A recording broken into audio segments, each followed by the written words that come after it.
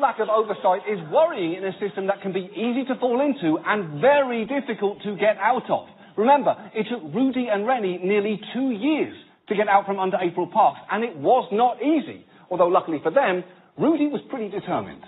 We're going to pursue it all their way, and we're going for their balls. Just so they know, it's their balls we want. Okay, that's fine. Rudy seems determined, and he also seems like the first person in human history actually interested in balls, because generally balls are to the human body what stars is to a cable package. It comes with it, we understand that, but it's not nice to look at, and nobody really knows what to do with it. Now, McCain's vote was an incredibly dramatic moment, although CNN could not help trying to amp up the drama even more. 1:29 a.m. Senator McCain re-enters the chamber.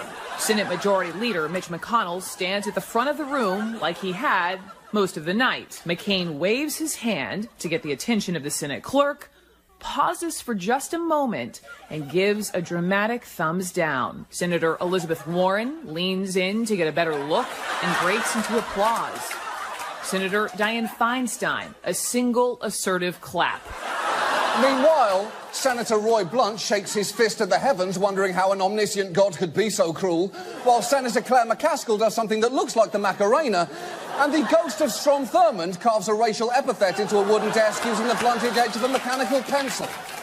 And that is just one of many ludicrous opinions that Pence has expressed over the years. He also argued for the teaching of intelligent design in schools. He expressed a hope to consign Roe versus Wade to the ash heap of history. And as governor of Indiana, responded to an HIV outbreak among drug users by dragging his feet on allowing needle exchange programs, during which time he said he was going to go home and pray on it. Which, and I realise this isn't necessarily the most relevant criticism here, but can't you do that from the office?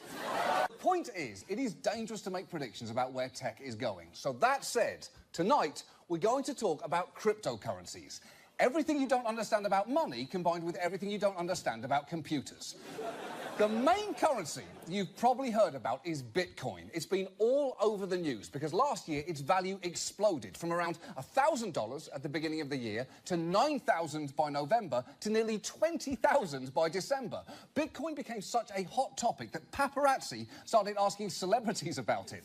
Watch Michael Keaton leaving a restaurant. See you guys. Take care. Hey, would you recommend buying Bitcoin? You know what's funny? I was just talking to my buddy about that, who knows about this. I got two different. One guy said, yeah, you probably want to. Another friend of mine said,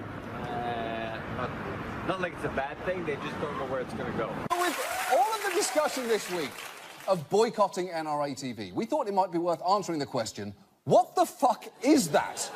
Because the truth is, you may have actually seen tiny bits of its programming without even realising it, like when this video featuring NRA spokesperson Dana Lash went viral just last year. They use their media to assassinate real news. They use their schools to teach children that their president is another Hitler. The only way we stop this, the only way we save our country and our freedom is to fight this violence of lies with the clenched fist of truth. Yes. The clenched fist of truth, which, if you're looking for it, is just a little past the bent elbow of nonsense and hiding in the overstuffed pocket of needlessly aggressive metaphors.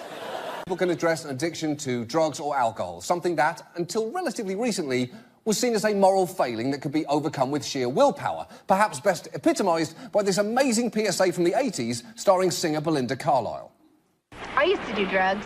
And one morning I woke up, I looked in the mirror and I said, you look frightening. I got sick of it, so I quit. And now, life's the beach.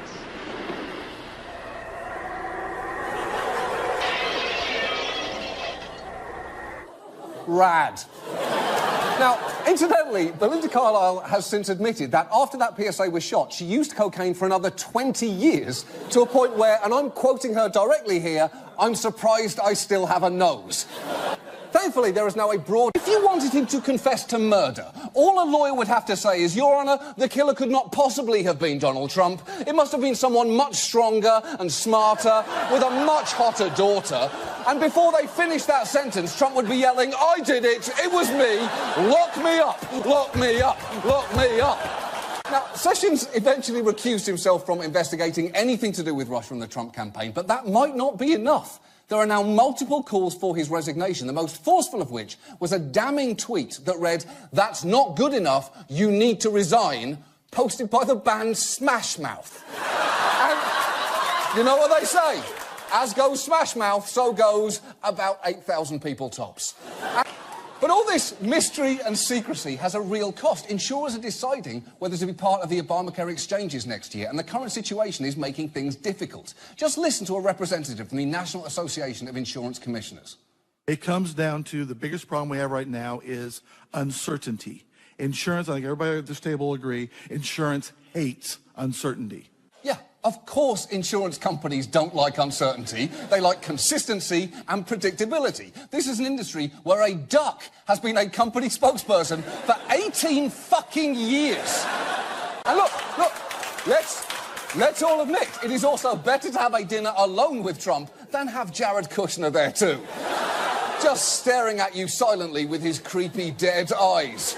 Oh, is that you, Jared? I thought you were a painting of an orphan from the Great Depression.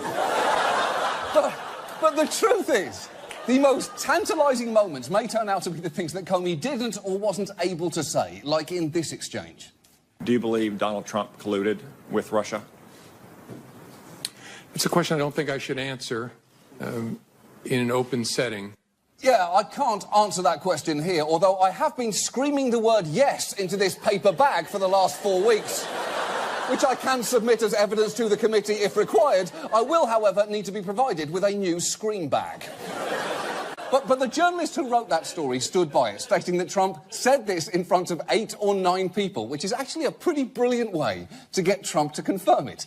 Estimate the size of his crowd and just wait for him to correct you. Oh, no, I didn't call the White House a dump in front of 8 or 9 people. I said it in front of hundreds of thousands of people, and all of them were 10s, and all of them loved it, and the next day everyone called me and told me that no one had ever done a better job of calling the White House a dump. Nobody had done it. I'm sat inside.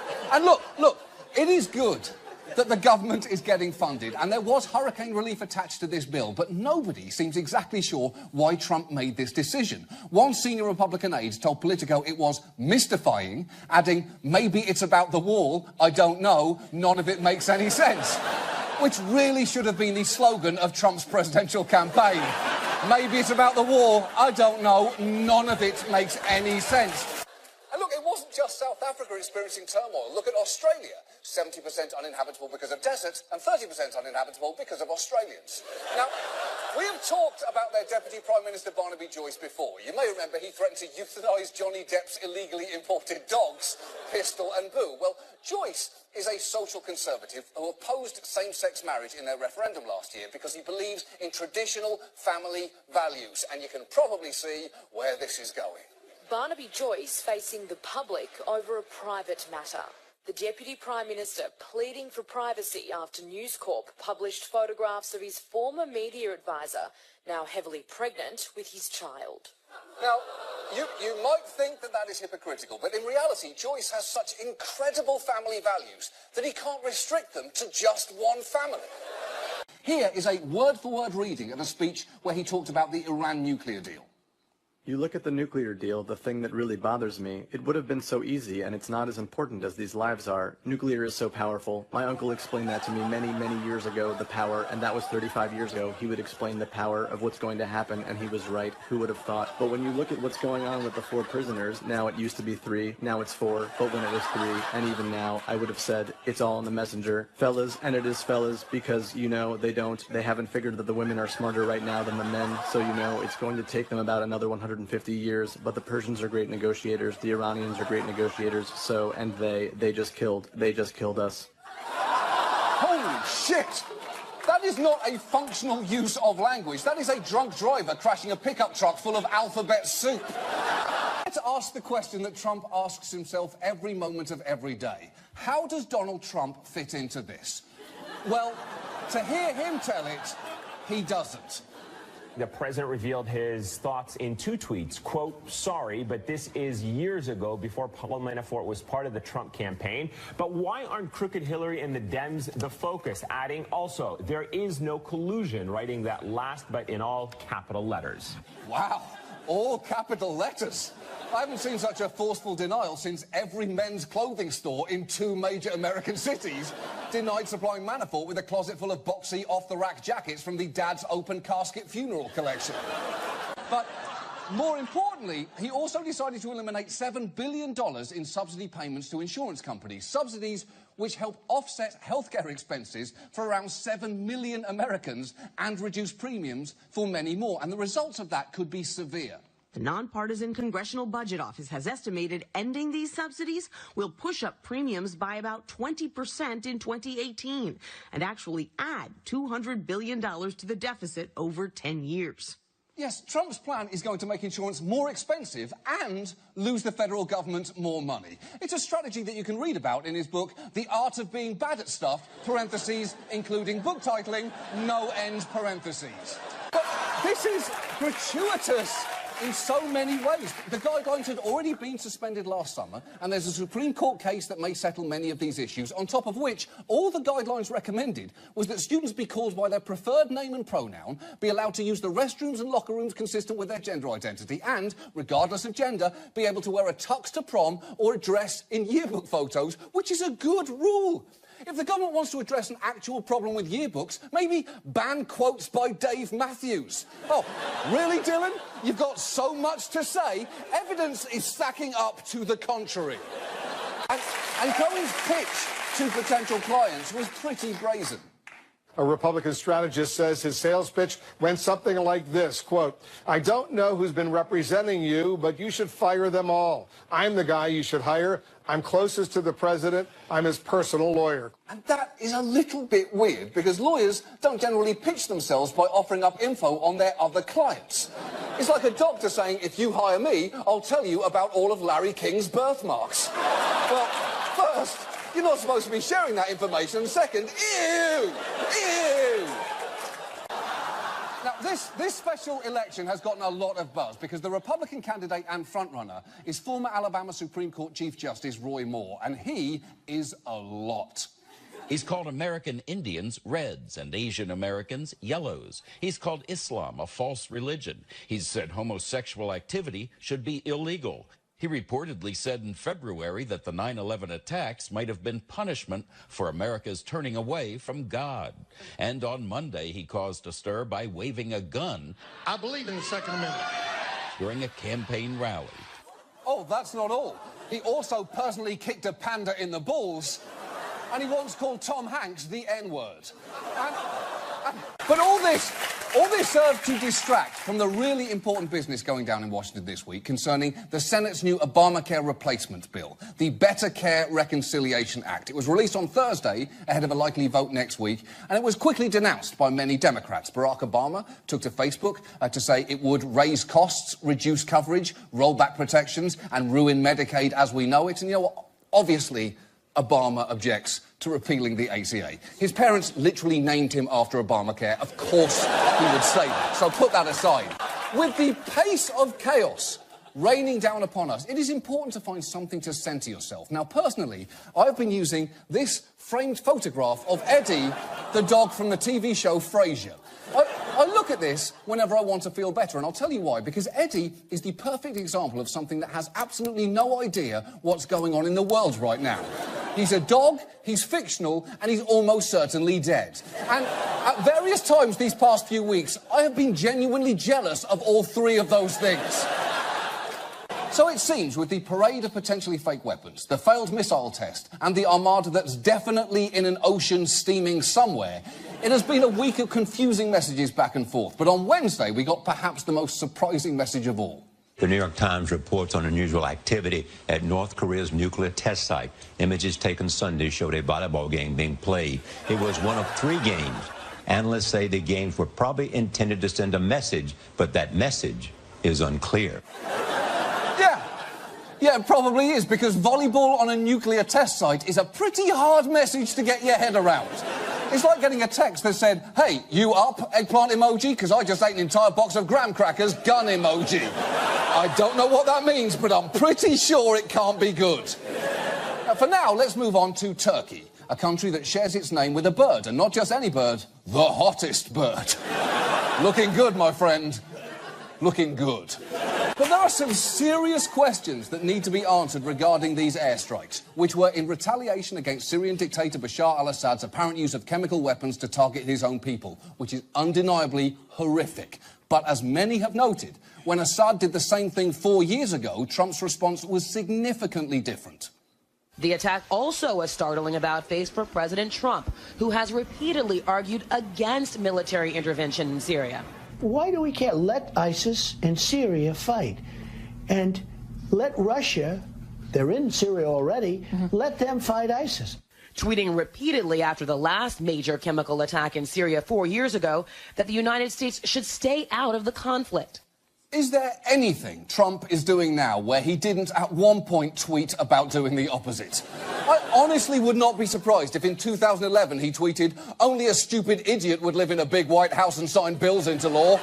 #sad.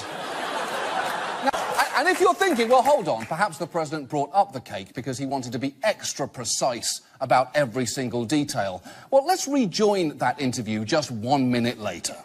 So what happens, as I said, we've just launched 59 missiles heading to Iraq. Well, you headed to Syria? Yes, heading toward Syria. I honestly wish she just kept naming places to see if he kept agreeing with her. Headed to Egypt. Yes, headed to Egypt. Headed to Dollywood. Yes, headed to Dollywood. Headed straight for us. Yes, headed straight for us right now. And back then, in the more innocent time of Monday, it felt like there simply could not be a bigger story than that. This is the most serious charge ever made against a sitting president. Let's not minimize it. Comey is in the waste basket of history. Everything else is off the table. This is the most serious charge ever made against a sitting president of the United States. Yeah, it turns out Alan Dershowitz was extremely wrong about that. And I would say it's hard to imagine him being more wrong about anything, but fortunately, we have photographic proof. But the most notable thing Putin said this week was when he admitted for the very first time that Russian citizens may have been involved in hacking the US election. Hackers are free-spirited people, like artists. If they wake up in the morning in a good mood, they paint pictures. Same way with hackers. They wake up one morning, read that something is going on in international relations, and if they are patriotically minded, they begin to contribute in their own way, which they feel is right. Oh, sure. Hackers are just artistic types looking for inspiration. They're like an improv troupe who said, all we need is a location to get started, and someone in the audience shouted, inside the email server at the DNC. I want to get to security questions and security concerns, but we've just had the president tweet a GIF that I want you to take a look at. You can see it right there.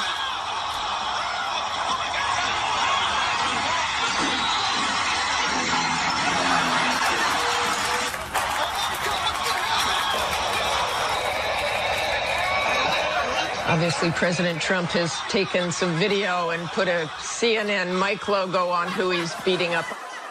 You know, at this point, I have no choice but to admit that Trump was right. There is at least one grandparent who poses a grave and immediate threat to America. Unfortunately, it's the grandparent currently in fucking charge of it. Now, meanwhile, commentators who are usually in Trump's corner had a genuinely tough time defending his remarks, and none tougher, perhaps, than Fox News' Melissa Francis. He didn't say there were very good people among neo-Nazi protesters. He said there were very good people on the other side. There are people that were opposed. It was clear to what he was talking about. Look, can I tell you this? I am so uncomfortable having this conversation. And that's what this woman said before this, because I know what's in my heart. And I know that I don't think anyone is different, better, or worse based on the color of their skin. But I feel like there is nothing any of us can say right now without being judged. Well, look, here's a tip. If you're getting emotionally overwhelmed and feeling judged for defending Trump in his Nazi sympathizer phase, stop fucking doing it. It's that simple. No one is making you do it. Also, And I cannot stress this enough. How did you manage to make this about you? That's almost impressive. And that kind of connection there is something that anyone in their right mind would want to immediately and repeatedly disavow. And it's not like Trump wasn't given the opportunity. Watch what happened at the end of his speech. Thank you, everybody. Mr. President, how do you respond to white nationalists who say they're participating in Trump's vote because they support you? They'd like me to sign the bill here instead of outside, so I think we'll do that. Okay? Thank you. You know, for a second there, as he came back to the podium, I almost thought, well, maybe he's about to say the right thing. But of course not. He had one last shot before the buzzer on the racism clock hit 0, and he threw an air ball so far away it landed in the Third Reich. It has been almost a year since the UK voted to leave the EU, and the process of doing that began this Wednesday. In accordance with the wishes of the British people, the United Kingdom is leaving the European Union. This is an historic moment from which there can be no turning back. Wow, the electricity in that room is palpable. Even her phrasing is ominous, though. A historic moment from which there can be no turning back could just as easily apply to getting a Limp Bizkit tattoo or the moment after your cults drank their suicide potions. So, for now, let's move on to the CIA. My employer. Shit! I wasn't supposed to say that. Oh, fuck, they're going to be so mad with me. The CIA had a difficult week. Tonight, WikiLeaks has a bombshell, publishing these documents, what could be the biggest exposure of U.S. intelligence gathering methods since Edward Snowden's leak. Well, well, well, the spy agency has become the spider pond. And you have to admit there is a certain satisfaction in seeing that. It's akin to going and shitting on the neighbourhood dog's lawn. How do you fucking like it? How do you like it now? And look, there is nothing I want more than to spend the whole rest of this show breaking down what is projected to be a 6-day court case. But sadly, we must move on to the US House of Representatives. Basically, 434 dorks and Virginia's Don Beyer. The guy is a fucking baller. Look at him, he knows. Voting against No Child Left Behind is like voting against No Puppy Left Unsnuggled.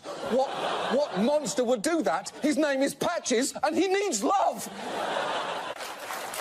And look, I don't mean to suggest that this is an issue that only mothers should have to think about. Family leave should be thought of as an option for both parents, which will take some cultural adjustment. Look at Major League Baseball, which offers all of 3 days off to players who become fathers. But when one of them, the Mets' Daniel Murphy, actually took it, this happened. This week, sports radio skewered him for missing the first 2 games of the season for his son's birth. You get your back to your team when you play baseball. That's my take on it. There's nothing you can do anyway. You're not breastfeeding the kid. I was at C-section before the season starts. I need to be at opening day. Oh, good luck selling that to your wife. Listen, babe, I know I play 162 games in a season, but I can't miss a single one, so let's cut that thing out of your belly so I can wear my baggy pajamas and swing a cone of wood to make a ball go far. And that brings us to your final option, commercial bail bondsmen. You know, the people who make amazing ads like these. Grumpy's bail bond has busted out all over Middle Tennessee. I ain't going out like that. I'ma call for bail bonds cause they got my back. They got me out in no time. Now I'm back on track. Jesus Christ, bail bond. Let God release you on a payment plan by calling me. I'm Bishop Brian, Jesus Christ bail bonds. 410-292-3029. You're locked up and afraid. Bail out. Bail out. Bail out. Bail out. Bail out. Bail out. Jesus Christ bail bonds. Yes, Jesus Christ, bail bonds. Amazing. Well, I will say, it is a little weird given that Jesus, pretty memorably, I think, was not bailed out. I mean, he did eventually escape custody, but it was a real workaround of the system. But let's look at the report together, because it challenges a lot of the assumptions in that poll. First, we did a lot more than just waterboarding. We learned that one CIA officer played Russian roulette with a detainee, while another threatened a detainee with a gun and a power drill. We learned at least 5 detainees were subjected to so-called rectal rehydration, or feeding through the rectum with no medical necessity. Yes, forced rectal rehydration. And the details of that in a footnote of this report are so graphic, not even Helen Mirren can make them sound appealing. Majid Khan's lunch tray, consisting of hummus, pasta with sauce, nuts and raisins, was pureed and rectally infused. Just try not to think about that the next time you eat hummus. In fact, I feel like I should preemptively apologise to the Sabra hummus brand, because your sales are about to drop quite noticeably. And while a handful of transgender people have been winning awards or appearing on magazine covers, the community at large has been facing some staggering challenges. A 2011 survey by the National Center for Transgender Equality found 41% of transgender people had attempted suicide. They are nearly 4 times more likely to make less than $10,000 a year compared to the general population. 78% of those surveyed reported harassment during K-12 schooling, 35% reported physical assault, and 12% were sexually assaulted. That is terrible. Those statistics are so depressing, it's enough to make you angry at the very concept of numbers. Fuck you, symbols meant to represent a specific value. You're the absolute worst. The worst. They're supposed to be for things like roads or schools, public goods that private industry would not pay for. But they've been routinely misused to finance stadiums for decades. And often, cities do it because teams claim they can't afford to build stadiums themselves. The Marlins got nearly $500 million toward their fish-traumatizing theme park by pleading poverty. Although when Miami-Dade County tried to verify that, something strange happened. Among the questions they asked was, can we see your books? You said no. Right. Why didn't you just open the books? Because, why isn't that easier? Because in Major League Baseball history, books are just kept private. That's just how it is. Sure, but if the argument in Major League Baseball history, that's just how it is, always won, we'd still have an all-white league of players gambling on games, smoking cigarettes at the plate, and dying of syphilis. And if you think that this sounds bad, just wait until you see how it looks. Check out this waste dump in California's Salinas Valley. We got a whole load, pretty much, of loose organic lettuce. You know, we've got spinach towards the back. Looks like it's perfectly fine, nothing wrong with it. We got some kale here. We got broccoli in the back as well.